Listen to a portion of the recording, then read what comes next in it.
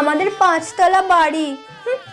ছেলে আমার রান্না বান্না সব জানে, তোমার কোনোদিন প্রবলেমই হবে না। বাবা তাই? বাবা বাবা বাবা সোনা ছেলে।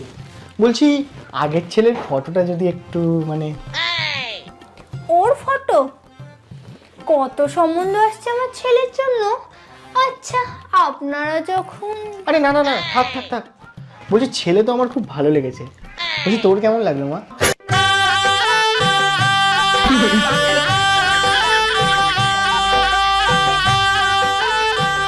হ্যাঁ ফিক্সড, বিয়ে ফিক্সড।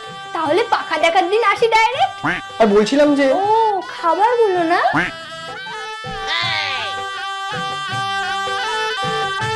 কি